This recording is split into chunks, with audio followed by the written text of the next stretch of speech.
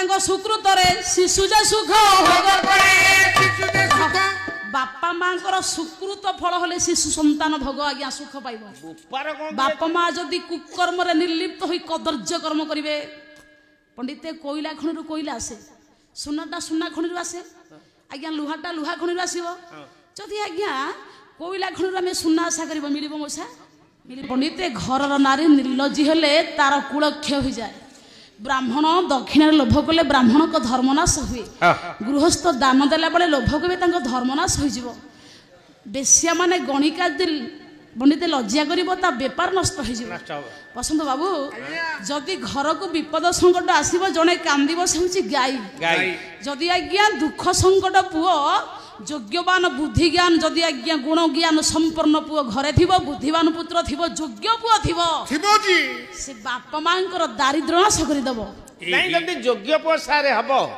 माने पुत्र के कार्यम जदि नास्ति भाज्या जदि पंडित मंडली पुओ योग्य हम धन संजीव क्या पुओ अयोग्य हेले धन संजीव क्या से पंडित गोटे योग्यवान पुत्र बापा माँ दारिद्र्य नाश करे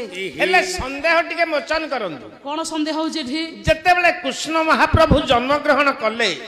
आपण इने संगे संगे कहिले वसुदेव देखि मुंडिया मारी भगवान जोगेश्वर कृष्ण को देखि वसुदेव प्रणिपात करी कुतार्थली बोली मुंडिया माइले सर टिके सन्देह मोचन करंतु देखि कोन शंका उपजुजित मन आम गा नटबारी के पुआ बिडो होइछि बिडो नुह बीडीओ मंडल उन्नयन अधिकारी हां से बड़ा भुवनेश्वर बाणी बिहार रे अछि भुवनेश्वर रहंदी तापर अच्छा ता बापा जो नटबारी के गोटे सेलून करिछि ओहो सेलून करिसंदी तापर जते बेले बिडुओ ता पुआ बिडुओ आसीबो गां को नटबारी के सेलून रु ओल्हे के आसे की ता पुओ बिडुओ पाद तले मुंडिया मारियो कोनसी बापा को पुओ को नमस्कार करिबेनी आगे ओ एइने परा कहिलो संविधान नाही जदि बापा पुओ को नमस्कार करिबो भागवत कहिले बोला जहा को देखि प्राणी डरे आयुष थाई से जदि पंडित बापा पुओ को डरिले पुओर मंगल हबनी आज्ञा पुओ आज्ञा बापा को डर बापा बसी थे चेयर रे पुओ तले बसु बापा खाई सारे पुओ खाई सारू बापा को परामर्श बाबू बापा ए काम कले भल तो ठीक जाऊँ बापा भल हम तो ये कामटा करवा कम भल हम तो प्रत्येक कार्य बापा को से टाणु किंतु बापा पुओ को डरू नहीं बापा पुओ को डरिले पुओ मंगल हबनी आज्ञा पुओ बापा को डरू मो बापा से असुविधा रे पड़ी देली मो बापा ए कार्य कले रागिबे मु तो पाले बुलुची